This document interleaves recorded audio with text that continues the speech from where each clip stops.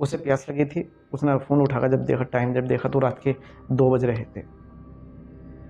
बारिश की रिमझिम बारिश और रात का सन्नाटा कुछ अलग ही लग रहा था।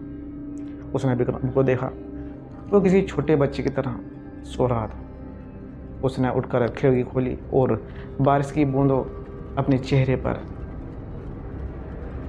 महसूस करने लगी। तभी पास वाले रूम से किसी को रोने की आवाज़ आने लगी। कोई आदमी जोर जोर से बोल रहा था और कोई लड़की रो रही थी। उनकी आवाज़ से साफ पता नहीं चल रहा था कि वो क्या बातचीत कर रहे हैं। खिड़की बंद करने की आवाज़ से विक्रम भी उठ गया। कहने लगा, तुम यहाँ पर क्या कर रही हो? तुमने ये खिड़की क्यों खोली रखी है? ये कॉटेज नदी के पास है और यहाँ पर कोई भी बाहर से आ सकता है। तब उसने दिन में मिलने वाली वो बिखरे बालों वाली लड़की का जिक्र किया। उसका ख्याल था कि वो विदेशी है। विक्रम बोला, उन्हें छोड़ो, कल तुम्हें एक वाटरफॉल पर ले जाऊंगा, अब इधर आओ। सुबह बड़ा उसका फ्रेश मूड था। वो जल्दी जल्दी नाश्ता करके वाटरफॉल की तरफ निकल जाते हैं। सेबू ने कहा, आप वाटरफॉल को नीचे से ही देख लीजिएगा, क्योंकि ऊपर इतनी ऊंचाई है उसकी, वहाँ से कई सारे आदमी गिर कर मर चुके हैं और जान जा चुकी है।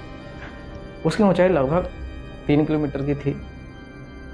उस वाटरफॉल तक पहुँचते वहाँ काफ़ी चहल पहल थी। वहाँ ज़्यादा आदमी होने की वजह चहल पहल थी। बहुत अच्छा लग रहा था।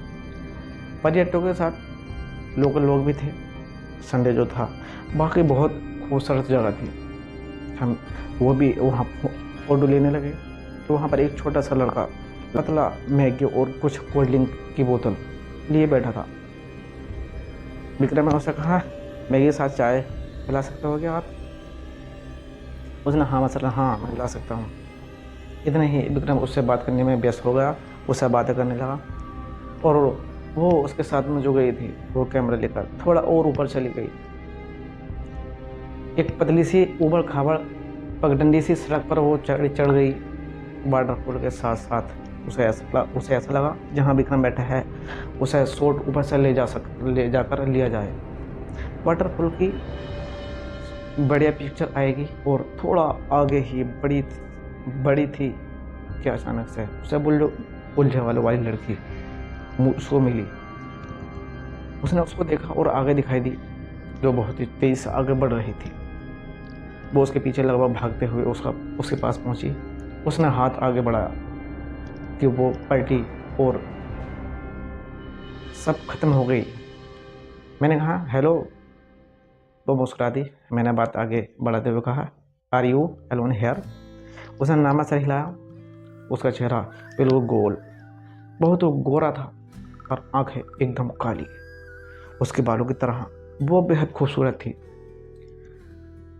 उसने उससे पूछा, वेयर आर यू फ्रॉम? इस बार वो धीमी हल्की आवाज़ में बोली थी, मैं भारतीय हूँ। मैंने कहा, ओह, मुझे लगा आप विदेशी हो। वो हल्के से हंसी।